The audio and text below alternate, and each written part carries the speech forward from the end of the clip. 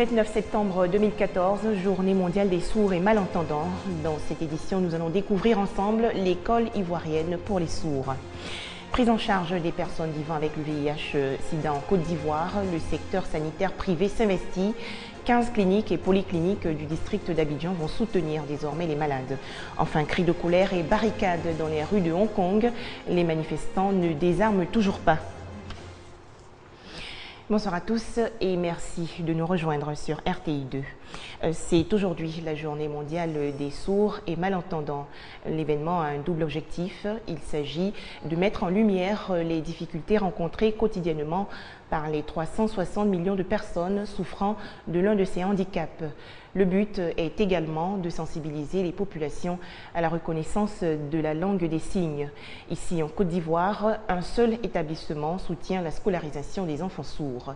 Visitons ensemble l'école ivoirienne pour les sourds dans ce reportage de Laetitia Evandé et Godefroy Okambawa.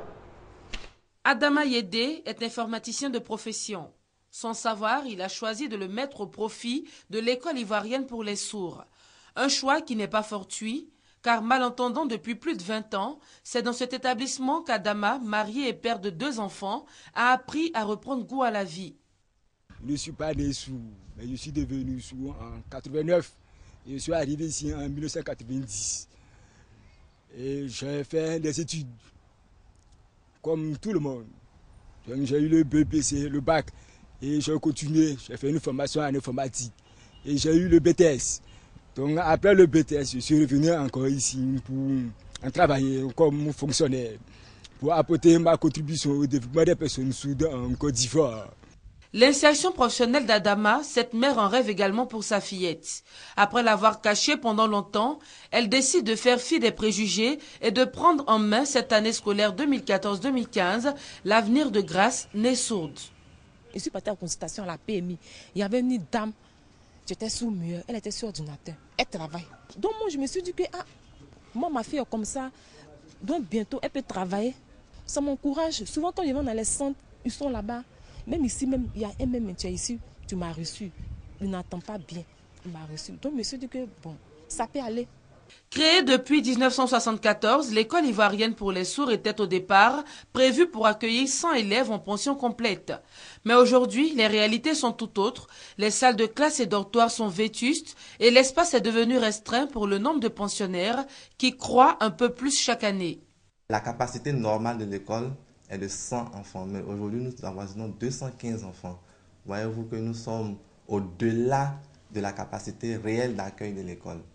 Et il n'y a que les enfants du CM2 qui sortent de l'école. Et donc le recrutement ne peut que se faire qu'en fonction du nombre d'enfants qui sortent. S'il y a par exemple 15 enfants qui sortent, nous ne pouvons que recruter que 15. Mais vu que la demande est très forte, nous sommes obligés souvent de recruter au-delà de la capacité d'accueil. Ce lundi 29 septembre, journée mondiale des sourds, les responsables de la seule école pour handicapés de Louis en Côte d'Ivoire lancent un cri de cœur pour la réhabilitation de l'établissement. Aujourd'hui, l'école ivoirienne pour les sourds a 40 ans d'existence. Le plus gros problème de l'école ivoirienne pour les sourds est le problème des infrastructures. Nous avons des salles de classe de 9 mètres carrés, ça veut dire 3 mètres sur 3. Les classes ne présentent pas les commodités, non seulement d'un meilleur enseignement, encore moins d'un meilleur apprentissage de la part des enfants. En augmentant la capacité d'accueil de l'école à travers la construction de nouvelles classes qui offrent toutes les commodités, je pense que ces enfants-là, demain, pourront participer à l'émergence de la Côte d'Ivoire. Malgré tout, les derniers examens à grand tirage ont vu la réussite de 14 nouveaux collégiens sur 14 candidats, de 10 brevetés sur 19 et de 3 nouveaux bacheliers sur 5 candidats au bac, tous provenant de l'école ivoirienne pour les sourds. Un tout autre sujet, la prise en charge des personnes vivant avec le VIH en Côte d'Ivoire n'est plus dévolue aux seules structures sanitaires publiques. Le secteur sanitaire privé s'intéresse désormais à la question. Un projet initié par le ministère de la Santé et l'Agence américaine pour le développement international a justement été mis en place. 15 cliniques et polycliniques du district d'Abidjan sont autorisées à fournir les soins VIH-Sida. Les explications de Serge Colléa. Les cliniques privées sont désormais autorisées à prendre en charge les personnes vivant avec le VIH-Sida. Les établissements sanitaires publics ne seront plus seuls à suivre les personnes vivant avec le VIH-Sida à la grande satisfaction de certains malades. Nous étions obligés de référer les malades vers le secteur public. Nous n'étions pas inclus dans le process qui permettait de pouvoir prendre ces malades en charge. Et cela crée une cassure, d'abord morale pour le malade, qui très souvent refusait dans le secteur public, donc ne continue pas ses soins. Financé par le gouvernement américain à travers l'USAID PEPFAR, le projet pilote va permettre à 15 cliniques privées d'Abidjan de fournir des soins en matière de lutte contre le VIH-Sida. Ce sont 15 cliniques et polycliniques reparties dans les 10 communes de la ville d'Abidjan qui ont été identifiées selon des critères objectifs. Tous les actes qui seront posés dans le domaine du VIH-Sida le seront en respect des directives nationales en vigueur. On a l'impression qu'il y avait deux systèmes de santé, un système public et un système privé à part. Or, le malade il n'y a pas de malade privé, il n'y a pas de malade public. Donc aujourd'hui, cette collaboration fait de nous des partenaires privilégiés pour la prise en charge du sida, pour le bien-être de toute la Côte d'Ivoire. Le projet va durer 18 mois. Son coût est estimé à 1 milliard de francs CFA. Plus de 500 instituteurs adjoints ivoiriens sur 17 000 bénéficient d'une formation à distance à travers l'IFADEM, l'initiative francophone pour la formation à distance des maîtres. Objectif, améliorer leurs compétences en pédagogie et dans l'enseignement de disciplines linguistiques et non linguistiques. Pour cette phase pilote, 2 directions régionales de l'éducation nationale ont été choisies. Il s'agit de Abengourou et Gagnoa.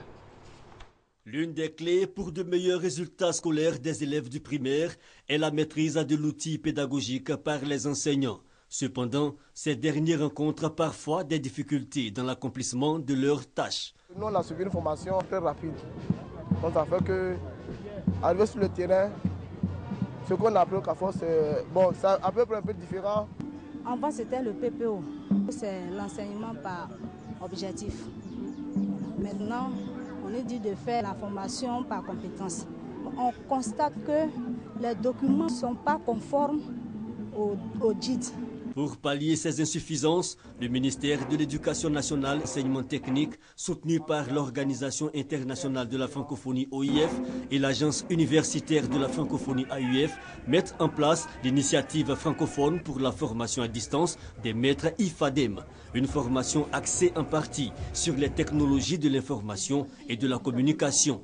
Objectif, améliorer les méthodes d'enseignement. Le recours à la formation continue à distance n'est pas seulement un choix optionnel pour la Côte d'Ivoire, c'est une exigence. La formation à distance nous permettra d'atteindre un plus grand nombre d'enseignants à moindre coût, sans préjudice de la qualité. L'IFADEM est un programme conçu entre 2006 et 2008 par l'OIF et l'AUF. Pour sa phase expérimentale, 596 instituteurs adjoints sur 17 000 ont été retenus. Elle se déroulera durant l'année scolaire 2014 à 2015 dans les directions régionales d'Abengourou et de Gagnoa. L'initiative francophone pour la formation à distance des maîtres IFADEM est aussi enclenchée au Bénin, au Burundi, à Haïti, au Liban, à Madagascar et au Niger. Un reportage de Franck Quadio. Les entreprises de Côte d'Ivoire s'engagent dans la réconciliation nationale. C'est le cas d'une entreprise de communication et de production audiovisuelle. La structure a initié une campagne médiatique intitulée « Vivre ensemble ». Des programmes de télévision visant à promouvoir la paix ont été diffusés notamment sur les réseaux sociaux. On retrouve Franck Quadio. Vivre ensemble, un projet qui veut aider les Ivoiriens à construire la cohésion sociale, à s'accepter, à communiquer malgré les différences sans se juger ni se mépriser, surtout après la période trouble de crise post-électorale. L'initiative est d'une entreprise de communication qui procède ainsi au lancement de la campagne médiatique Vivre ensemble. Après les différentes crises, on s'est dit, mais à chaque fois, c'est vrai que c'est les politiques qu'on voit en train de signer des accords, mais nous-mêmes, population, qu'est-ce qu'on a fait? Qu'est-ce qu'on a fait à notre niveau pour ne plus qu'entre nous, on s'agresse? promouvoir les valeurs d'humilité, d'humanité, de tolérance, développer la solidarité et prévenir les conflits. C'est l'objectif visé par cette structure. Une initiative d'ailleurs saluée par la ministre Anne-Désirée Oloto, marraine de l'événement.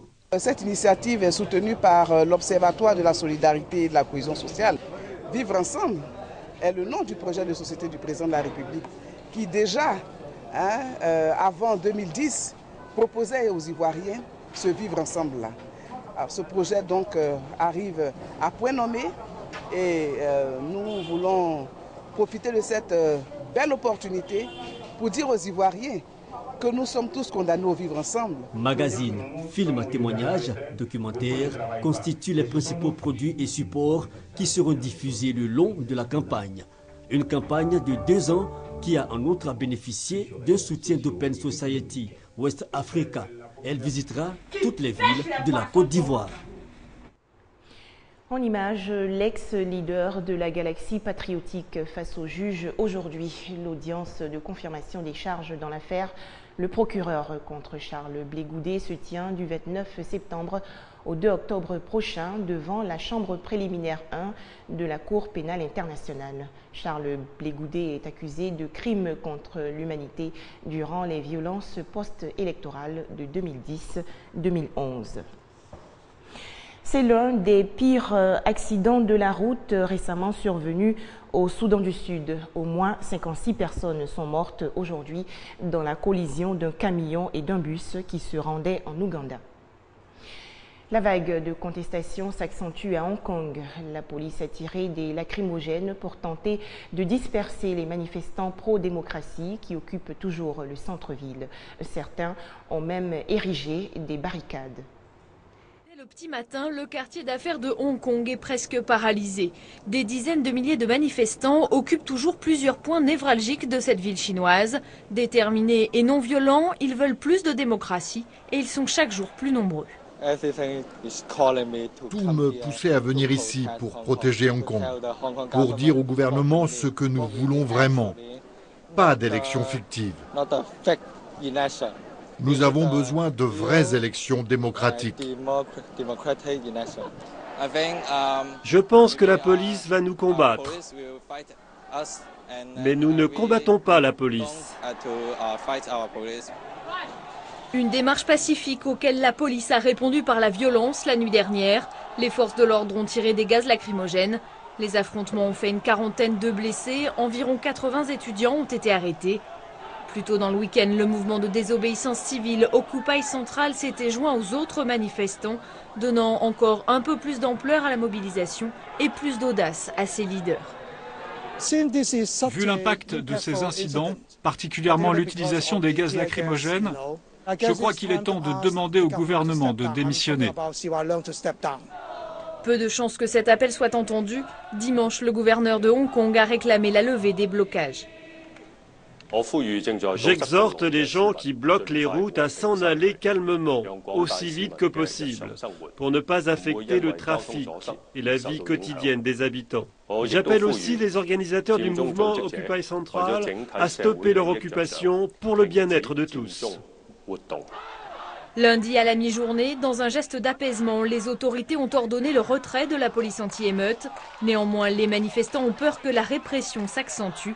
À Pékin, la presse officielle les qualifie déjà d'extrémistes politiques. Merci à vous d'être restés en notre compagnie et à très bientôt, toujours sur RTI2.